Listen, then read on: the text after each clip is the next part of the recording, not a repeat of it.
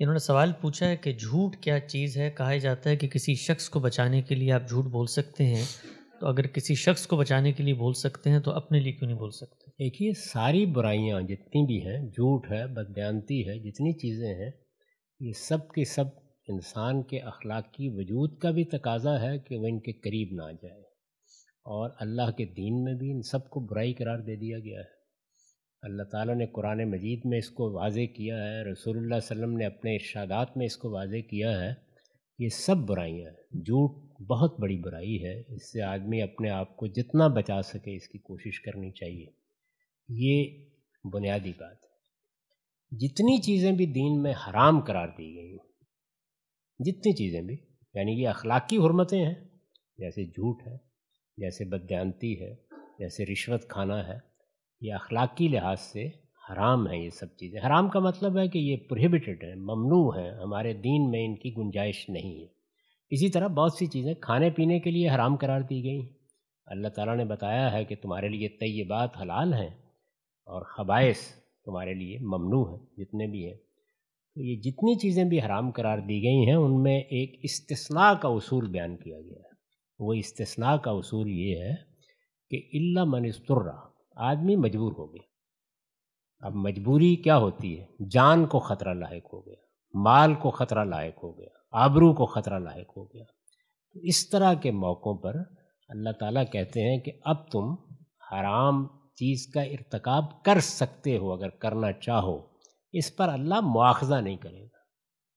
تو اس کی مثال یہ دیکھیے کہ آپ دروازے پر کھڑے ہیں، کوئی آدمی بھاگتا ہوا آ رہا ہے یا کوئی عورت آ رہی ہے بھاگتی ہوئی، اور آپ کو معلوم ہوتا ہے کہ اس کے پیچھے کچھ گنڈے لگے ہوئے ہیں، تو آپ اس کو اپنے گھر میں داخل ہونے دیتے ہیں اور ان کو کہہ دیتے ہیں کہ یہاں کوئی نہیں آیا۔ تو یہ آپ نے کیا کیا؟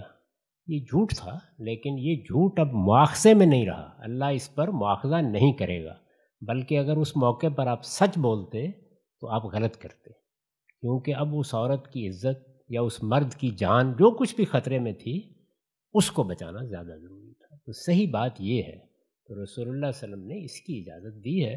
یہ معاملہ آپ سے متعلق ہے، یہ معاملہ کسی دوسرے سے متعلق ہے، اسی اصول پر ہوگا۔ اور اس کو خود قرآن نے بیان کر دیا ہے کہ حرمت اس وقت اٹھ جاتی ہے یا اس کا مواخذہ کہیے اٹھ جاتا ہے جب کوئی اضطرار پیدا ہو جائے۔ اسی کو اصول بنا کر دیکھیے، قرآن نے بیان کیا کہ وہ لوگ جن کو خطرے میں مبتلا کر دیا گیا ہے مکے میں، اور وہ اپنے ایمان کا اظہار نہیں کر سکتے، وہ اگر جھوٹ کفر کا کلمہ کہہ دیں، یعنی دل سے مسلمان ہیں لیکن اپنی جان بچانے کے لیے یا اذیت سے بچنے کے لیے جو پرسیکیوشن ہو رہی تھی، وہ اگر ایسی بات کر دیں تو اللہ اس پر مواخذہ نہیں کرے گا۔ الا من اکرہ وقلبہ مطمئن بالایمان، یعنی دل ایمان پر مطمئن ہے لیکن مجبور کر دیے گئے، تو ان کو اجازت دی گئی۔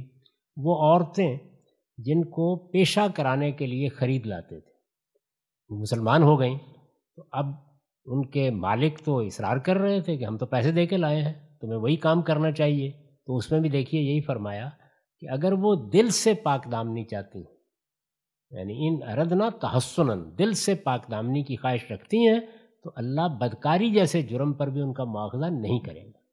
تو یہ اصول ہے، یعنی یہ ساری چیزیں ممنوع ہیں، سب حرام ہیں، لیکن اگر کوئی اضطرار پیدا ہو گیا، جان پر بن گئی، مال پر بن گئی، آبرو پر بن گئی، تو اس میں آپ اس طرح کی کسی چیز کا ارتکاب کرتے ہیں، جیسے حرام کھا لیتے ہیں، ایسے موقعوں پر اس پر اللہ مواخذہ نہیں کرتا۔ اس کی صحیح صورت یہ ہے۔